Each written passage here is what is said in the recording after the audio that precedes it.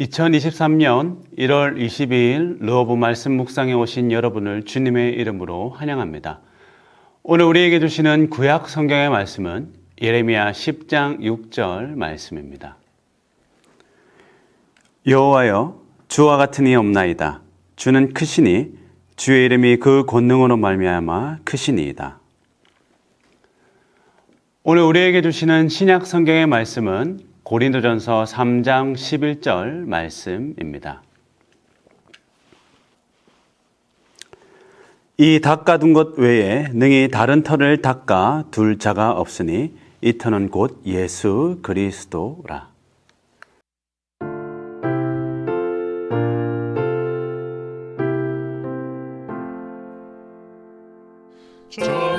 전능하고 놀라우신 나의 주님 구세주, 거룩하신 은혜의 왕 주를 경배합니다.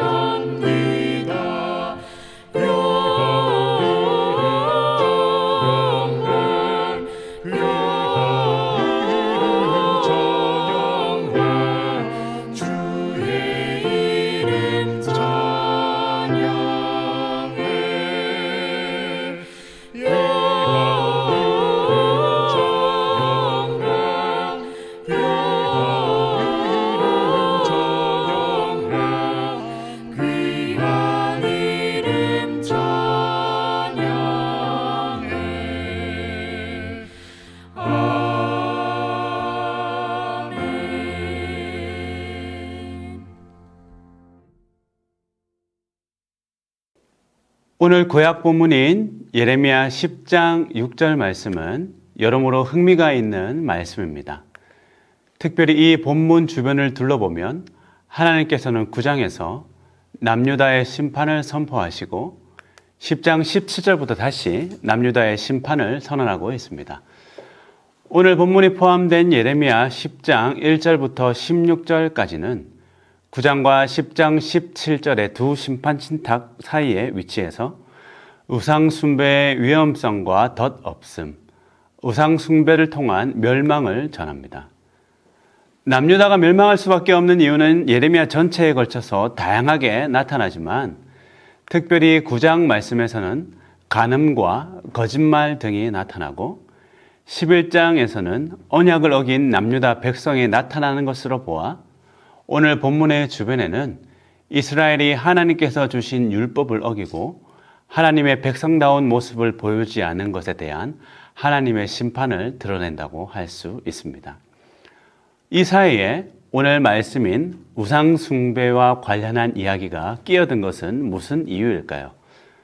아마도 이것은 하나님께서 주신 율법을 가볍게 여긴 것이 중대한 과실인 것과 마찬가지로 하나님의 위치에 다른 것을 두거나 하나님의 자리를 다른 것과 동일하게 놓는 우상숭배 역시 중대한 범죄임을 우리에게 보여주는 것으로 생각할 수 있습니다. 더 나아가 멸망의 말씀 사이, 그것도 가장 중요한 단락에 우상숭배를 놓음으로써 율법을 어긴 죄보다 더 큰 죄가 우상을 섬기는 죄라는 사실을 우리에게 통렬하게 보여주는 것이 아닐까 하는 생각도 해보게 됩니다. 어쨌든 본문은 우리에게 우상 숭배가 주는 비통함을 선보여 줍니다. 이 비통함은 자신의 위치를 다른 이에게 내어주게 된 하나님의 비통함이자 하나님과 피조물의 관계도 제대로 파악하지 못하는데도 스스로 자신을 하나님의 백성이라 불리는 자들의 무지함에서 오는 비통함이라 할 수 있을 듯 합니다. 오늘 우리에게 주신 신약 말씀 고린도전서 3장 11절 말씀에서는 고린도 교회에 뿌리 깊게 박혀있던 당파 싸움의 안타까움이 고스란히 담겨 있습니다. 고린도 교회는 교인들이 3개 내지 4개의 당파를 만들어 서로 다투고 있었습니다. 이 다툼 안에는 당연히 신학적인 문제, 신앙인의 자유에 관련한 문제, 교회의 지도권 문제, 여러 문제가 작용하고 있었죠. 그러나 바울이 보기에는 이 문제는 사실상 성립 자체가 불가능한 문제였습니다. 왜냐하면 교회의 모든 문제의 해결, 그리고 교회의 중심은 그리스도 한 분밖에는 없었기 때문입니다. 교회의 지도의 핵심은 어디에서 비롯합니까? 바로 그리스도입니다. 성도들은 누구를 중심으로 모인 자들입니까? 바로 우리의 구주이신 그리스도이시죠. 그리스도 이름으로 모이기 시작한 자들을 중심으로 해서 그리스도는 슬쩍 사라지고 사람들의 암투만 남은 상황을 바라보면서 바울은 자신이 참으로 사랑한 고린도 교회의 비통함을 감출 수 없었을 것입니다. 오늘 주시는 두 말씀은 우리에게 꼭 맞는 자리의 중요성에 대하여 말하고 있습니다.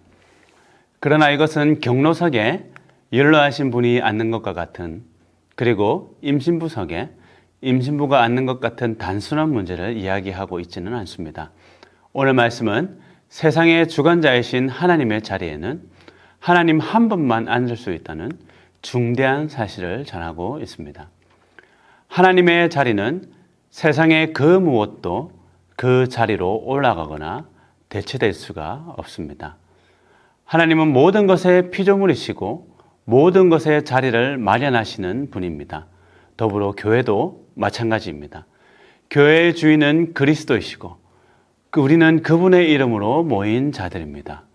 누구도 예수 그리스도의 이름 위에 설 수 없고 그 자리를 대체할 수 없습니다. 오늘 말씀이 주는 이러한 사실은 너무나 당연한 사실입니다. 그리고 우리가 너무나 익히 잘 알고 있는 내용이죠. 그러나 우리는 아는 만큼 이러한 사실을 깨닫고 살지는 않습니다. 우리는 알게 모르게 많은 시간을 하나님의 자리에 다른 것을 두고 살아가곤 합니다. 일에 치이고 삶에 치이다 보면 더 그렇게 될 때가 많죠. 돈이 때로는 하나님으로 둔갑하기도 하고 일이 하나님이 되기도 합니다. 친구와의 관계, 연인과의 관계가 오히려 하나님의 위치에 서기도 하죠. 너무나 잘 아는 사실일수록 우리는 더 쉽게 잃어버리고 살아갑니다. 교회에서 일어나는 일은 또한 어떠합니까? 그리스도가 교회의 주인임을 너무나 잘 알면서도 내가 교인의 주인일 때가 더 많지는 않은지요. 구원받은 이들의 감격적인 모임이 나의 뜻을 관찰하기 위한 모임으로 변하고 있지는 않습니까? 지도자나 권세 있는 자가 되기 위해 내가 교회 위에 서 있지는 않나요? 우리는 이 모든 사실을 귀로 들을 땐 아니라고 하면서도 그렇게 대책 없이 책임감 없이 교회 위에 서 있을 때가 더 많았음을 고백하게 됩니다. 하나님은 오늘 본문을 통해 다시 한번 당연한 사실을 떠올리게 해줍니다. 여호와여, 주와 같으니 없나이다. 주는 크시니 주의 이름이 그 권능으로 말미암아 크시니이다. 이 닦아둔 것 외에 능히 다른 터를 닦아둘 자가 없으니 이 터는 곧 예수 그리스도라. 그렇습니다. 하나님 외에는 그분의 자리를 대체할 분이 없으십니다. 그러합니다. 누구도 예수 그리스도 외에는 교회의 머리가 될 수 없습니다. 굳이 말하고 싶지는 않지만 그래도 말씀이 전해주는 바에 따라 한 말씀을 더 드리며 말씀을 맺고자 합니다. 하나님은 오늘 말씀에서 꼭 맞는 자리에 다른 것을 두는 것을 중대한 범죄라 말하는 것 이상으로 우상숭배라고 우리들에게 말하고 있습니다. 그렇습니다. 우리가 하나님의 자리에 다른 것을 두거나 교회의 머리에 그리스도 외에 다른 것을 두는 것은 우상숭배와 다를 바 없는 중대한 죄입니다. 우리가 교회 내 탈을 쓰고 우상숭배의 죄를 범하고 있지는 않았습니까? 하나님의 자리에 다른 것을 두는 것은 우상숭배입니다.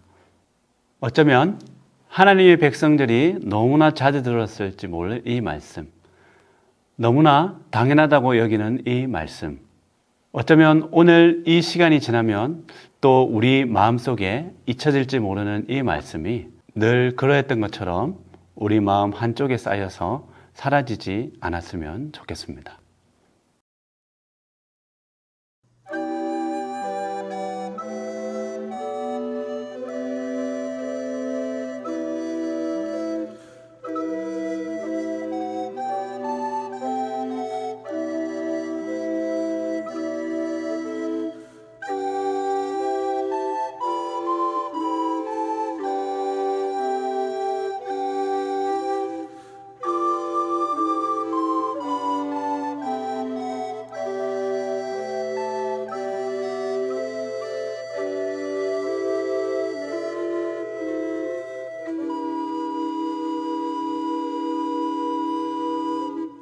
기도하겠습니다.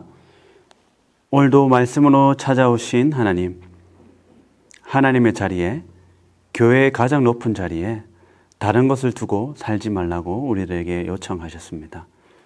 하나님 자리에 우리는 무엇을 두고 살았습니까? 교회의 가장 높은 자리에 무엇을 두고 살았습니까? 우리의 신앙생활과 삶을 돌아보며 하나님의 말씀이 우리 마음 한켠에 오랫동안 있게 되기를 간절히 소원합니다.